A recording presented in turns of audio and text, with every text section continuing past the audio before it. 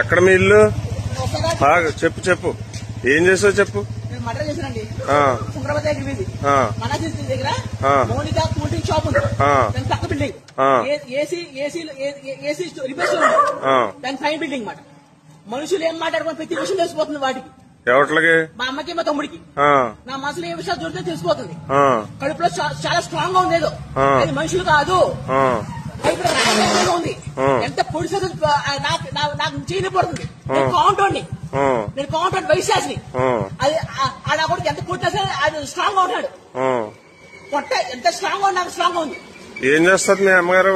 దిగాం సార్, పిచ్చుకుంటే. మీ తమ్ముడు?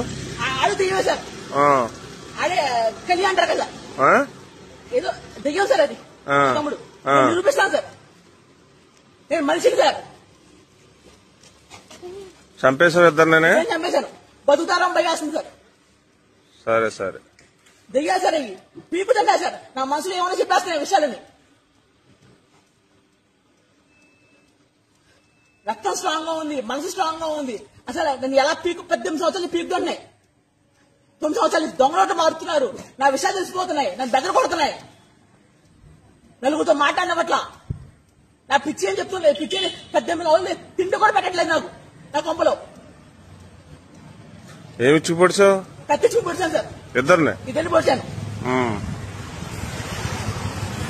ఒక పోస్ట్ మార్టం చేయాలి సార్. మనుషులు కాదు సార్, కడుపులో స్ట్రాంగ్ గా ఉంటుంది. ఏంటో తెలియాలి నాకు. ఎంత ట్రై చేస్తే అట్లా అంత స్ట్రాంగ్ గా ఉంది. కాంటౌండ్ ఇంట్లో ఏంటి సార్, ధైర్యాన్ని చంపేస్తుంది సార్.